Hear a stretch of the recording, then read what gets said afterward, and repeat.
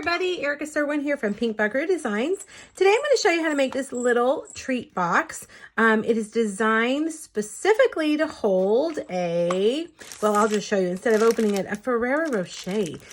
These always remind me of my grandmother. She always had these hidden away in her house, and every time I see them at the grocery store, I think of her.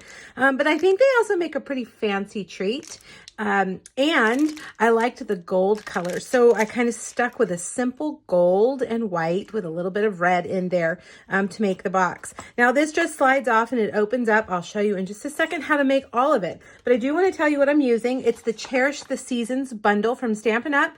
This is a great bundle. The dies are really, really good. And then of course the coordinating stamp set just takes them to another level. So that's what we're going to use, and let's get started. Let's make the box first.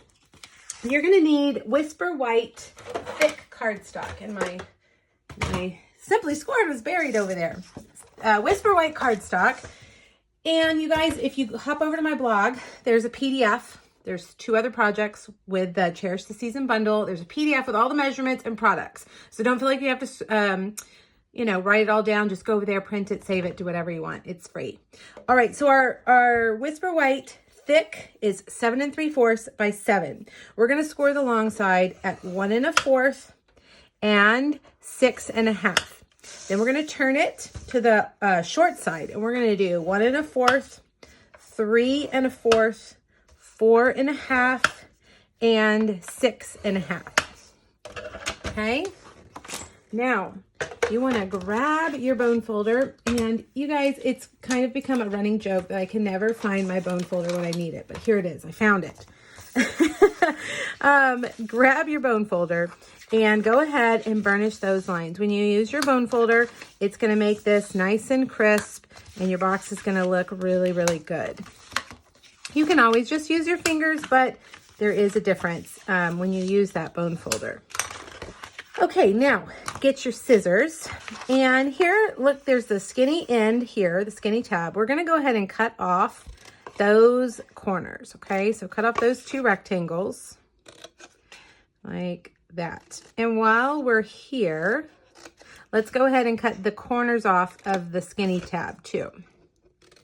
All right, now along this end, we're going to cut each of these score lines, and then we're going to cut the corners off of just the squares. So these 2 squares right here. So take your scissors and just trim off those corners like that. Okay. Now let's do the same thing to the other side. Snip, snip.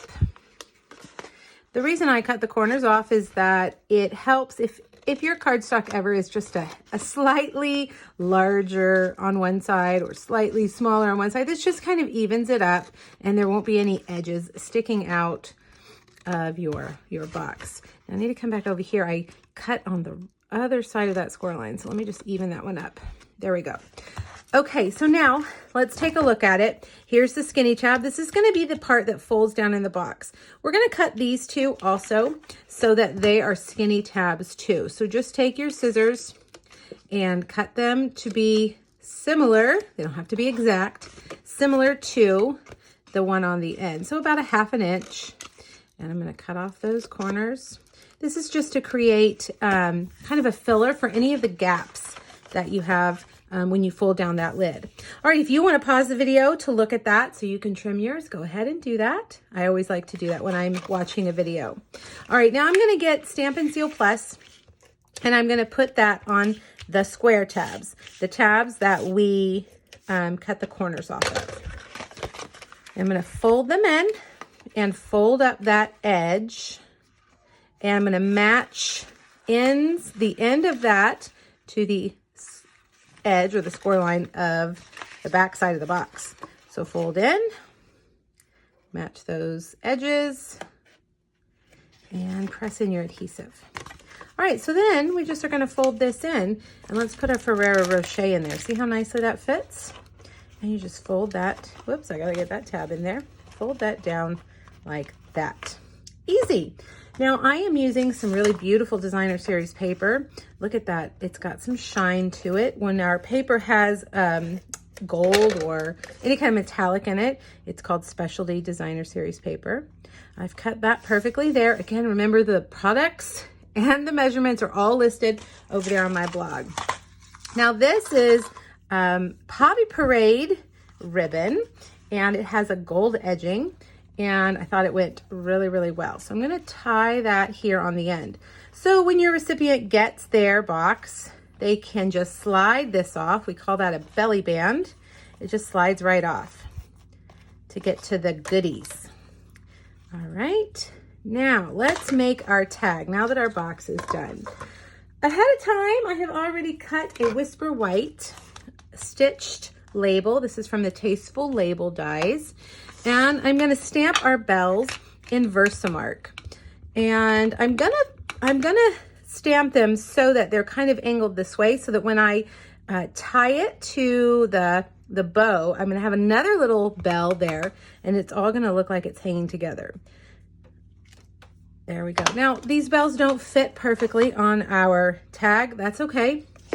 They'll hang off a little bit. No worries. So now I'm gonna put some gold embossing powder on that. Dump it off. Make sure I've got it all filled in. And I'm gonna grab my heat tool and heat it up. It'll take about 10 or 15 seconds to get to the right temperature. And when it does, you will see that gold powder turn shiny.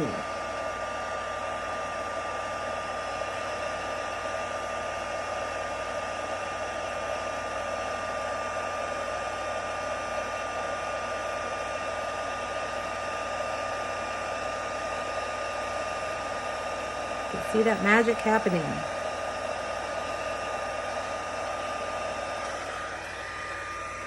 There we go. Hopefully you guys can see how fun and shiny that is.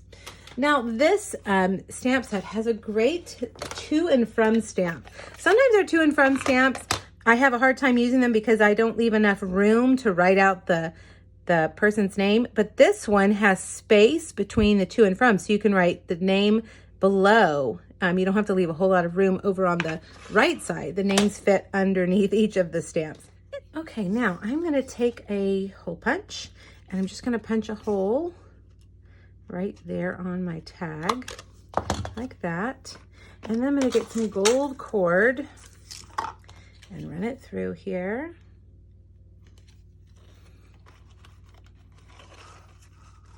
And we're gonna tie a bow, another bow, around that bow. And before I do that, I'm going to tie that one time, and then I'm going to get a little jingle bell. I think this time I'll use green. Whoops. And I'm going to thread that through there, like that, and tie a bow to finish it on. And there we go. Wouldn't these make great teacher gifts? I always think about our teachers. These little fancy candies are a little bit fancier than your normal Christmas candy. I think it would be an extra special treat.